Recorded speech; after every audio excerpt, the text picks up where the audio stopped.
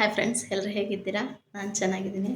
ಇವತ್ತು ಬೆಳಿಗ್ಗೆನೇ ಪೂಜೆನೂ ಆಯಿತು, ದೇವಸ್ಥಾನಕ್ಕೂ ಹೋಗಿ ಬಂದೆ. ಹಾಗೆಯೇ ತಿಂಡಿನೂ ಆಯಿತು. ಇವತ್ತು ತಿಂಡಿಗೆ ದೋಸೆ ಮತ್ತು ಸಿಹಿ ಚಟ್ನಿ ಮಾಡಿದ್ದೆ. Welcome back to my YouTube channel Manju Kavitha ಪ್ರತಿ. ಯಾರು ನಮ್ಮ ಚಾನಲ್ನ ಇನ್ನೂ ಸಬ್ಸ್ಕ್ರೈಬ್ ಆಗದೆ ನೋಡ್ತಾ ಇದ್ದೀರಾ, ದಯವಿಟ್ಟು ಸಬ್ಸ್ಕ್ರೈಬ್ ಆಗಿ. ನನ್ನ ದಿನಸಿ ಸಾಮಾನು ಯಾವಾಗಲೂ ಅಷ್ಟೇ ಪೂರ್ತಿ ಖಾಲಿ ಆದಮೇಲೆ ತರೋಲ್ಲ, ಸ್ವಲ್ಪ ಮನೇಲಿ ಇದ್ದಂಗೆ ತರಿಸ್ಕೊಂಡ್ಬಿಡ್ತೀನಿ. ಹಾಗಾಗಿ ಯಾವ್ಯಾವುದು ಖಾಲಿ ಆಗಿದೆ ಅದನ್ನೆಲ್ಲ ತುಂಬ್ತಾ ಇದ್ದೀನಿ. ಫಸ್ಟ್ ಒಂದು ಸ್ವಲ್ಪ ಸ್ಟಾಕ್ ಇರೋದನ್ನೆಲ್ಲ ಫಸ್ಟು ಯೂಸ್ ಮಾಡ್ಕೊಬೇಕಲ್ಲ, ಹಾಗಾಗಿ ಅದನ್ನೆಲ್ಲ ತಗೊಂಡು ಆಮೇಲೆ ಹೊಸ್ದಾಗಿ ಬಂದಿರೋದು ಸ್ವಲ್ಪ ಹಾಕಿ ತುಂಬಿಡ್ತಾ ಇದ್ದೀನಿ. ಇಲ್ಲಿ ಈ ಸತಿ ಸ್ವಲ್ಪ ಜಾಸ್ತಿನೇ ದಿನಸಿ ಸಾಮಾನು ತೊಗೊಬಂದಿದ್ದಾಯಿತು. ಯಾಕಂದರೆ ಈ ಸತಿ ಎಲ್ಲ ಯೂಟ್ಯೂಬ್ ಚಾನಲ್ ಸ್ಟಾರ್ಟ್ ಆಗಿದೆ ಅಲ್ವಾ, ರೆಸಿಪಿಗಳೆಲ್ಲ ಮಾಡಬೇಕು. ಹಾಗಾಗಿ ಸ್ವಲ್ಪ ಜಾಸ್ತಿನೇ ದಿನಸಿ ಸಾಮಾನು ತೊಗೊಬಂದಿದ್ದೀನಿ. ಎಲ್ಲನೂ ಬಾಕ್ಸಿಗೆ ಫಿಲ್ ಮಾಡಿದ್ದಾಯಿತು. ಹಾಗಾಗಿ ಅದನ್ನೆಲ್ಲನೂ ತಗೊಂಡೋಗಿ ಎಲ್ಲಿತ್ತೋ ಅಲ್ಲಿಗೆ ಅಡುಗೆ ಮನೆಯಲ್ಲಿ ಜೋಡಿಸ್ತಾ ಇದ್ದೀನಿ.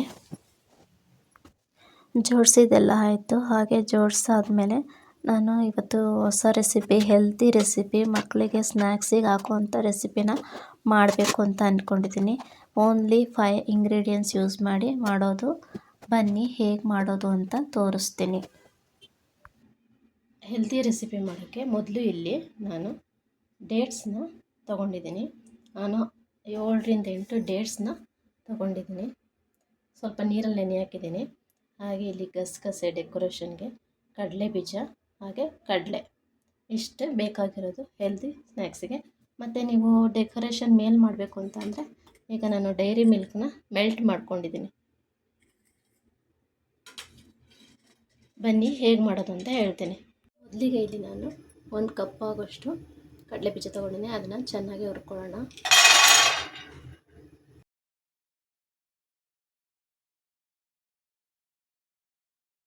ಇಲ್ಲಿ ನಾನು ಚೆನ್ನಾಗಿ ಹುರ್ಕೊಂಡಿದ್ದಾಯಿತು. ಇದನ್ನು ಒಂದು ಪ್ಲೇಟಿಗೆ ಟ್ರಾನ್ಸ್ಫರ್ ಮಾಡ್ಕೊತಿದ್ದೀನಿ. ಅದೇ ಪ್ಯಾನಿಗೆ 1 ಕಪ್ ಆಗೋಷ್ಟು, ಅದೇ ಸೇಮ್ ಕಪ್ಪಲ್ಲಿ 1 ಕಪ್ ಆಗೋಷ್ಟು ಕಡಲೆನ ತಗೊಂಡು ಸ್ವಲ್ಪ ಬಿಸಿ ಮಾಡ್ಕೊತೀನಿ. ಈಗ ಕಡಲೆನೂ ಆಯಿತು. ಈಗ ಕಡಲೆ ಬೀಜ ಹುರ್ಕೊಂಡಿದ್ವಲ್ಲ ಅದನ್ನೆಲ್ಲ ಸಿಪ್ಪೆ ತಗೊಳ್ಳೋಣ ಕ್ಲೀನಾಗೆ. ಈಗ ಸಿಪ್ಪೆ ಎಲ್ಲ ತಗೊಂಡಿದ್ದಾಯಿತು. ಇದನ್ನು ಒಂದು ಜಾರಿಗೆ ಹಾಕ್ಕೊತಾ ಇದ್ದೀನಿ. ಮತ್ತು ಇದ್ರ ಜೊತೆಗೆ ಕಡಲೆ ಹುರಿದಿದ್ವಲ್ಲ ಅದನ್ನು ಹಾಕ್ಕೊಂಡು, ಇಲ್ಲಿ ನಾನು ಡೇಟ್ಸ್ ನೆನೆ ಹಾಕಿದ್ನಲ್ಲ ನೀರಲ್ಲಿ, ಅದನ್ನು ನೀರನ್ನ ಹಿಂಡ್ಬಿಟ್ಟು ಡೇಟ್ಸ್ ಮಾತ್ರ ಮಿಕ್ಸಿಗೆ ಜಾರಿಗೆ ಹಾಕ್ಕೊಂಡು ಅದನ್ನು ಕ್ಲೀನಾಗಿ ಸಣ್ಣಕ್ಕೆ ರುಬ್ಕೊಂಬರೋಣ. ಬನ್ನಿ, ರುಬ್ಬಿದಾಯಿತು. ಈಗ ನೋಡಿ ಈ ಥರ ಆಗಿರಬೇಕು.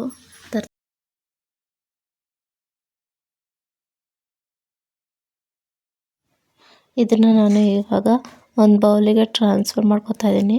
ಕೆಳಗಡೆ ನಾನು ಒಂದು ಟಿಶ್ಯೂ ಪೇಪರ್ನ ಹಾಕ್ಕೊಂಡು ಅದನ್ನು ಪ್ರೆಸ್ ಮಾಡ್ಕೊತಾ ಇದ್ದೀನಿ. ಯಾಕಂದರೆ ತೆಗಿಯೋಕ್ಕೆ ಈಸಿ ಆಗಬೇಕಲ್ಲ, ಹಾಗಾಗಿ ಕೆಳಗಡೆ ಒಂದು ಟಿಶ್ಯೂ ಪೇಪರ್ನ ಹಾಕ್ಕೊಂಡಿದ್ದೀನಿ. ಇದನ್ನು ಚೆನ್ನಾಗಿ ಪ್ರೆಸ್ ಮಾಡಬೇಕು. ಸುತ್ತಲೂ ಚೆನ್ನಾಗಿ ಪ್ರೆಸ್ ಮಾಡಿದ್ದಾಯಿತು. ಈಗ ಇದನ್ನು ಒಂದು ಪ್ಲೇಟಿಗೆ ಟ್ರಾನ್ಸ್ಫರ್ ಮಾಡ್ಕೊಳ್ಳೋಣ ಡೆಕೋರೇಷನ್ಗೆ ಅಂತ. ನೋಡಿ ಎಷ್ಟು ಚೆನ್ನಾಗಿ ಯಾವ ಶೇಪಲ್ಲಿ ಬಂದಿದೆ ಅಂತ. ಈಗ ಇದಕ್ಕೆ ನಾವು ಆವಾಗಲೇ ಮೆಲ್ಟ್ ಮಾಡ್ಕೊಂಡಿದ್ವಲ್ಲ ಡೈರಿ ಮಿಲ್ಕ್ ಚಾಕ್ಲೇಟ್ನ, ಅದನ್ನು ಮೇಲೆ ಹಾಕ್ಕೊತಾ ಇದ್ದೀನಿ ಡೆಕೋರೇಷನ್ಗೆ ಅಂತ. ಇದು ಆಪ್ಷನಲ್ಲು, ನೀವು ಬೇಕು ಅಂದರೆ ಹಾಕ್ಕೊಬೋದು, ಇಲ್ಲ ಅಂತ ಅಂದರೆ ಹಾಗೇನೂ ತಿನ್ಬೋದು, ಚೆನ್ನಾಗಿರುತ್ತೆ. ನಾನಿಲ್ಲಿ ಡೆಕೋರೇಷನ್ಗೆ ಅಂತ ಹಾಕ್ಕೊತಾ ಇದ್ದೀನಿ. ನೆಕ್ಸ್ಟು ನಾನಿಲ್ಲಿ ಇದಕ್ಕೆ ಗಸಗಸೆ ಆವಾಗಲೇ ಹುರಿದಿಟ್ಕೊಂಡಿದ್ನಲ್ಲ ಅದನ್ನು ಡೆಕೋರೇಷನ್ಗೆ ಅಂತ ಹಾಕ್ಕೊತಾ ಇದ್ದೀನಿ. ಇದು ಹಾಕ್ಕೊಳ್ಳೋದ್ರಿಂದ ಇನ್ನೂ ತುಂಬಾ ಚೆನ್ನಾಗಿತ್ತು ಟೇಸ್ಟ್ ಮಾಡೋಕ್ಕೆ. ಇದನ್ನು ಹಾಕ್ಕೊಳ್ಳಿ, ಇಲ್ಲ ಎಳ್ಳಾದರೂ ಹಾಕ್ಕೊಬೋದು, ಅದ್ರ ಮೇಲೆ ನೀವು ಎಳ್ಳಾದರೂ ಹಾಕ್ಕೊಬೋದು, ಚೆನ್ನಾಗಿರುತ್ತೆ ಟೇಸ್ಟ್ ಆವಾಗ ಇನ್ನೂ. ನೆಕ್ಸ್ಟು ಇದಕ್ಕೆ ಆವಾಗಲೇ ಕಡಲೆ ಬೀಜ ಹುರಿದಿಟ್ಕೊಂಡಿದ್ನಲ್ಲ ಅದನ್ನು 1-2 ಪೀಸ್ ಇಟ್ಕೊಂಡಿದ್ದೆ ಹಾಗೆಯೇ ಡೆಕೋರೇಷನ್ ಮಾಡೋಣ ಅಂತ ಅಂದ್ಬಿಟ್ಟು. ಅದನ್ನು ಈಗ ಕಡಲೆ ಬೀಜನ ಮೇಲೆ ಡೆಕೋರೇಷನ್ ಮಾಡ್ತಾಯಿದ್ದೀನಿ.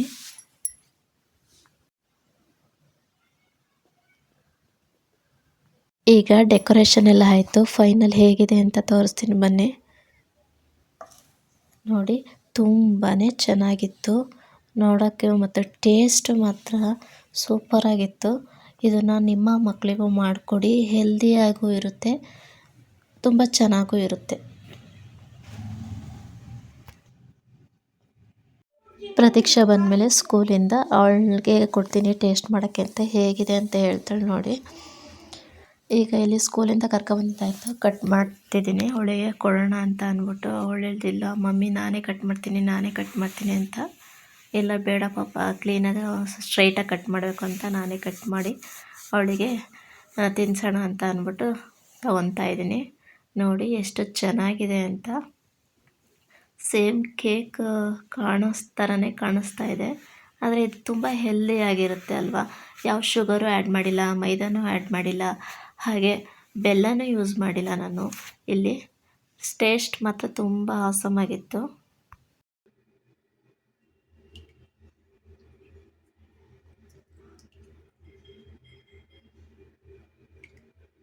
ಹೇಗಿದೆ? ಚೆನ್ನಾಗಿದೆ, ಹೆಲ್ತ್ಗೆ ಒಳ್ಳೆಯದು.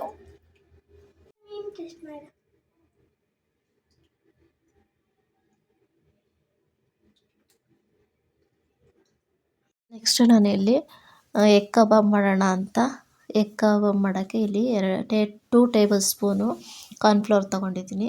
ಹಾಗೆ 1 ಟೇಬಲ್ ಸ್ಪೂನು ಇದಕ್ಕೆ ಅಕ್ಕಿ ಹಿಟ್ಟನ್ನು ಹಾಕ್ಕೊತಾ ಇದ್ದೀನಿ.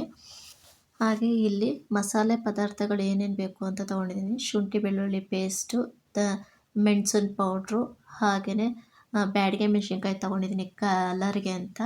ಹಾಗೆಯೇ ಜೀರಾ ಪೌಡರು, ಇಲ್ಲಿ ಖಾರಕ್ಕೆ ಸ್ವಲ್ಪ ಕೆಂಪು ಮೆಣಸಿನ್ಕಾಯಿನ ತೊಗೊಂಡಿದ್ದೀನಿ, ಮತ್ತು ಸ್ವಲ್ಪ ಕರ್ಬೇವಿನ ಸೊಪ್ಪನ್ನ ತೊಗೊಂಡಿದ್ದೀನಿ, ಪುಡಿ ಮಾಡ್ಕೊಂಡಿದ್ದೀನಿ ಕರ್ಬೇವಿನ ಸೊಪ್ಪನ್ನ ನಾನಿಲ್ಲಿ.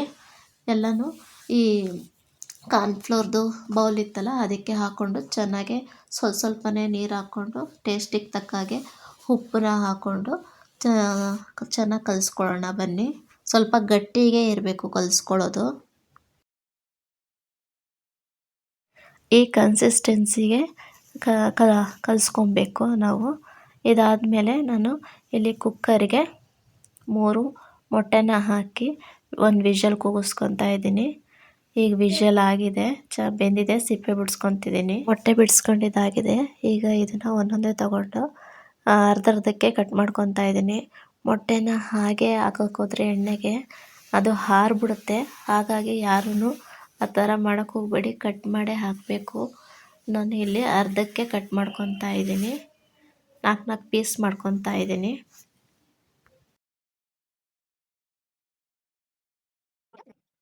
ಇಲ್ಲಿ ನಾನು ಜಜ್ಜಿರೋ ಬೆಳ್ಳುಳ್ಳಿನ ಇದಕ್ಕೆ ಕಬಾಬ್ ಕಲಸಿಟ್ಟಿದ್ನಲ್ಲ ಅದಕ್ಕೆ ಹಾಕ್ಕೊಂಡು, ಈಗ ಪೀಸ್ ಮಾಡ್ಕೊಂಡಿದ್ದೀನಲ್ಲ ಮೊಟ್ಟೆನ ಅದನ್ನೆಲ್ಲನೂ ಅದಕ್ಕೆ ಹಾಕಿ ಇದು ಮಾಡ್ಕೊತಾ ಇದ್ದೀನಿ, ಮಿಕ್ಸ್ ಮಾಡ್ಕೊತಾ ಇದ್ದೀನಿ.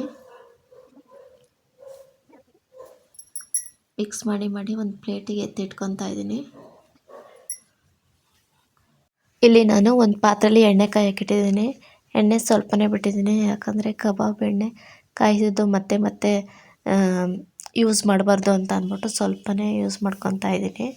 ಇಲ್ಲಿ ಎಣ್ಣೆ ಕಾದಿದೆ. ಈಗ ಒಂದೊಂದೇ ಮೊಟ್ಟೆನ ಎಣ್ಣೆಗೆ ಹಾಕ್ತಾಯಿದ್ದೀನಿ. ಅದು ಚೆನ್ನಾಗಿ ಒಂದು 5 ನಿಮಿಷ ಫ್ರೈ ಆಗಬೇಕು. ಫ್ರೈ ಆದಮೇಲೆ ಎತ್ತಿಟ್ಕೊಳ್ಳೋಣ. ಈಗ ಇದು ಆಗಿದೆ, ಚೆನ್ನಾಗಿ ಬೆಂದಿದೆ. ಇದನ್ನು ಒಂದು ಪ್ಲೇಟಿಗೆ ಟ್ರಾನ್ಸ್ಫರ್ ಮಾಡಿ ಇಟ್ಕೊಳ್ಳೋಣ. ನೋಡಿ ಈಗ ಹೇಗಾಗಿದೆ ಅಂತ, ತುಂಬಾ ಚೆನ್ನಾಗಾಗಿದೆ. ನೀವು ಒಂದು ಸಲ ಟ್ರೈ ಮಾಡಿ. ಪ್ರತೀಕ್ಷೆನ ಓದಿಸ್ಬೇಕಾಯಿತು, ಹಾಗಾಗಿ ಹೋಗ್ತಾಯಿದ್ದೀನಿ ಓದ್ಸೋಕ್ಕೆ ಅಂತ. ಈ ವಿಡಿಯೋನ ಇಲ್ಲಿಗೆ ಎಂಡ್ ಮಾಡ್ತಾಯಿದ್ದೀನಿ. ಈ ರೆಸಿಪಿ ಹೇಗಿತ್ತು ಅಂತ ಕಮೆಂಟ್ ಮೂಲಕ ತಿಳಿಸಿ. ಹಾಗೆ ನೀವು ಒಂದು ಸಲ ಟ್ರೈ ಮಾಡಿ. ನಮ್ಮ ಚಾನಲ್ನ ಯಾರು ಸಬ್ಸ್ಕ್ರೈಬ್ ಆಗದೆ ನೋಡ್ತಿದ್ರೆ ಪ್ಲೀಸ್ ಸಬ್ಸ್ಕ್ರೈಬ್ ಆಗಿ. ಬಾಯ್.